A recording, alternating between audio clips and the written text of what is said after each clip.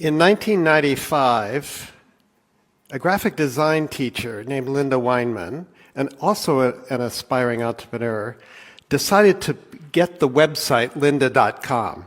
She did so because she needed a sandbox to play in with the new graphic design tools, the digital tools that were being developed at that time, Photoshop, Illustrator, and many more. And she needed a place to put her students' work so all could see it. Well, she put that website together, and the business began to grow. And in 2002, she discovered it could be much, much more. So she moved all of her teaching online. Later, the business was sold to LinkedIn, who renamed it LinkedIn Learning, sold for $1.5 billion US. Linda is the poster child for what I call the counter-conventional mindsets of entrepreneurs. So I want to tell you about these mindsets today, and here we go. So number one, why do I call them counter-conventional? Well, first, these 6 mindsets run counter to the best practices, as we call them, that are done in big companies today. They fly in the face of much of what we teach at London Business School and other business schools about strategy, about marketing, about risk, and about much more. Now, you might say, John, what do you mean by mindset? A mindset, of course, is up here, right? It's those things, attitudes, habits, thoughts, mental inclination, which, when something comes our way, predetermines the response we make to that something that comes our way. And those somethings, as we entrepreneurs call them, are opportunities. So I want to tell you about these 6 mindsets. And the first one I call Yes, We Can. Now, B-School Strategy 101 says the following. What we're supposed to do in a company is stick to our knitting. We've got to figure out what we're really good at. We call them core competencies, and we've got to build on them, invest in them, nurture them, make them more robust. And if somebody comes along and says, can you do something different that's outside of that? What are we supposed to say? No, I'm sorry, we don't do that around here. Well, a Brazilian entrepreneur named Arnold Correa built a wonderful business that today is called Atmo Digital by disregarding those rules. He had already reinvented his business twice to become a major provider of event management and production services. When one of his customers said to him, I have 260 stores scattered all around Brazil, and Brazil is a big country, and I like to be able to broadcast training and motivational events to the stores in real time. So Arnold, could we put televisions in the training room of all my stores, and could we build a satellite uplink so we can send all this wonderful stuff to the stores? So what did he say? He said, yes, we can do that, even though he knew nothing about satellite technology, had never operated outside Sao Paulo, but he got it done. Then several years later, some of his other customers, one of them in particular, Walmart, said, well, it's nice that we have all of these television screens in the back room of the store, but wouldn't it be cool if we had them on the sales floor, because then we could run advertising. So when the customer walks down the aisle for detergent, perhaps there's an ad for Procter & Gamble's detergent in that aisle.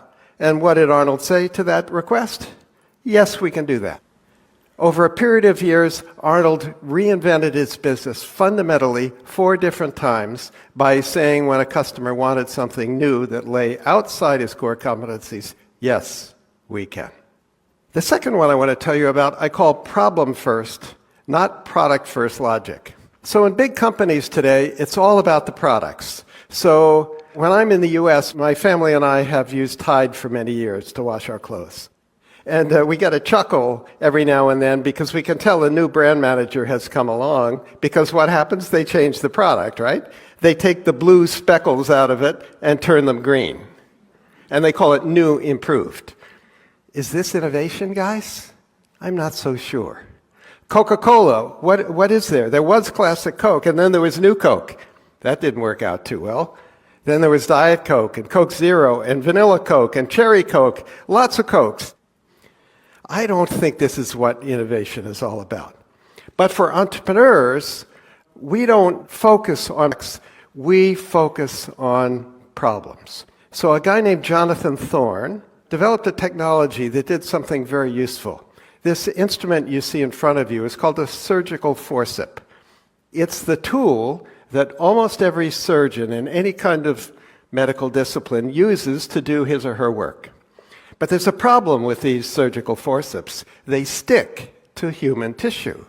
So imagine you're having a facelift and the plastic surgeon is doing the final touches, but the tissue sticks to the forceps.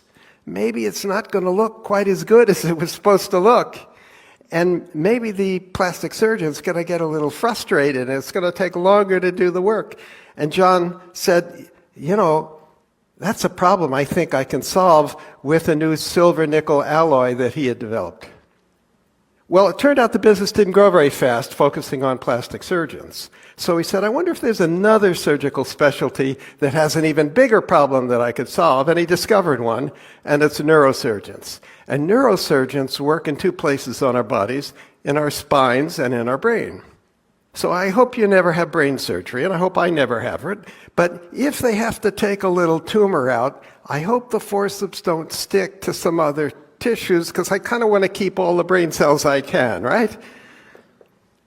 John Thorne built a fantastic business, sold it some years later to Stryker. Stryker is very happy. John and his investors are very happy too. Why? Because John focused on solving problems, not on thinking about products. The next one, I call it think narrow, not broad. Like John Thorne, an entrepreneur I'm going to tell you about focused on a problem, but thought very narrowly about a target market. But the big company wisdom doesn't want narrow target markets. It wants big target markets, right? Because you've got to move the needle. Why would a big company mess around with something small? But like John Thorne, Philip Knight and Bill Bowerman, when they founded Nike, a company we all know very well today, had identified a problem, but it was a problem that a very narrow target market had. Phil Knight was a runner, a distance runner, and he could run almost not quite a 4-minute mile, and Bill Bowerman was his track coach.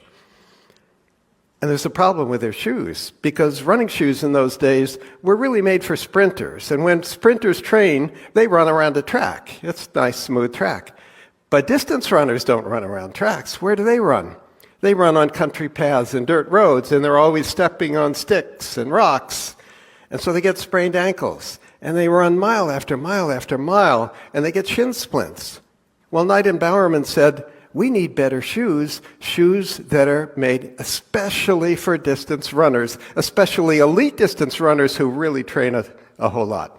So we're going to build a better shoe that's going to have better lateral stability, a wider footbed. It's going to have a little more cushioning in it to protect against those shin splints. And by the way, if it's a little bit lighter weight, a few ounces lighter times all the steps in running a mile or a 2-mile or a marathon, it's going to make for faster race times too. So we know what happened with Nike, right? Once they developed the skills to design shoes explicitly made for a target market, a narrow one, and once they learned to import those shoes from Asia, and once they learned to get athletes to adopt those shoes, what did they do? Well, John McEnroe in tennis, Michael Jordan and basketball came next, and we know what the story is with Nike today. They're the global leader in athletic footwear and much more. Okay, the next one, asking for the cash and riding the float. Big companies today are awash in cash. Even in these tricky times we're in today, there's cash all over the place, right? Merck, in 2018, spent all this money giving money back to shareholders through stock buybacks and dividends, and they could only find $10 billion worth of R&D to do with all that cash. Is something wrong here? I think this just doesn't feel right. But for entrepreneurs like Elon Musk and the Tesla team, cash is the lifeblood of the entrepreneurial venture. So when Musk joined the Tesla team, he said, well, what's the plan here? And the team had a plan. It was to build a really fancy sports car, make a lot of money from that one, use that money to build a somewhat lower priced car, make some money from that one, and then we're going to build a mass market car that more people can afford. And in so doing, we're going to make a real dent. Did a little roadshow in California, and they invited people on this little roadshow with 3 characteristics. Number 1, they cared about the environment. Number 2, they were wealthy. And number 3, they thought it might be cool to have the next big thing parked in their driveway. Well, guess what? They sold 100 Tesla Roadsters for $100,000 each, cash on the barrelhead, pay tonight. How much, do the math, how much money they got to start building Roadsters? 10 million US dollars in the bank, in cash, before they had built Roadster number 1. Well, that principle has carried Tesla all the way through its journey. So when they introduced the Model 3 several years ago, nearly 500,000 consumers put down deposits of $1,000 each. Do that math, 500,000 consumers, $1,000 each, $500 million in the bank, in cash, with which to begin doing the engineering, build the tooling, fit out the factory, and more. Wouldn't you like to build your entrepreneurial venture with that kind of business model? Okay, the next one. I call it beg, borrow, but please don't steal. In B-School Finance, we teach our students how to analyze whether a project's any good. So you figure out how much investment you have to do, and then you figure out what the cash flows are going to be going forward year after year after year for 5 years or 10 years or whatever. And then you ask yourself, well, is that return on that investment sufficient? And if the ROI is good enough, then you do the project. That's the idea. But for Tristram Mayhew and Rebecca Mayhew, his wife, who built a wonderful business in the UK called Go Ape, a treetop adventure business, they didn't think that way at all. They said, well, we want to build a treetop adventure business here in the UK. They'd seen one in France that they liked on a vacation. So where can we get some trees? Well, who's got trees in the UK? Well, it turns out the UK Forestry Commission has trees in the UK, lots of them, in all these Forestry Commission sites. And the Forestry Commission was very interested in increasing their visitor count. Well, what better way to increase their visitor count than to have a Go Ape treetop adventure course on their land? So what Tris and Bex essentially did was go to the Forest Service and say, look, or the Forestry Commission and say, look, if you'll give us a chance to build 5 of these and show you that it works, we'd like an exclusive for the rest of them for 25 years. The deal was done. Today there are more than 30 Go Ape adventure sites across the UK. There are a whole bunch of them in the US. And how did that happen? Because they borrowed most of the assets they needed. They borrowed the trees, they borrowed the loos, they borrowed the parking lots, all that stuff. All they had to do was put their kid on the trees. Pretty cool. Now, entrepreneurs and permission are kind of like oil and water. If you're an entrepreneur, you kind of know that, right? But in a big company today, if you want to get something new done, something entrepreneurial, something that's maybe a little different than the norm, you've got to pass it through the lawyers first, because there are a lot of regulations everywhere, and you don't want to do something that's going to land a top exec in jail. So it's really hard to get a yes answer to doing something that's new and innovative, and it takes a long time, but it's really easy to get a no. For entrepreneurs, however, like Travis Kalanick and Garrett Camp, who founded Uber, do you think they would have been wise to ask the permission of the San Francisco regulators, can we start a taxi company without any taxis? No, maybe not, right? Because had they asked, what do you think the regulators would have said? There's no way you're going to do that. That's going to threaten the current taxi industry, right? So entrepreneurs don't ask permission. They just get on with it. Now, I don't condone many of the things that Uber did along the journey, many of them unethical, some of them probably illegal. But the principle of entrepreneurs just getting on with it when the regulations are perhaps ambiguous or haven't sort of considered what could be done today digitally, that's when you get on with it.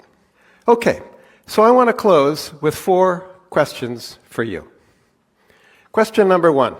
Which of these mindsets are embodied in you today? Maybe 1 or 2 of them already.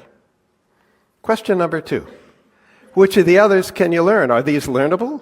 I think they are. Question number 3.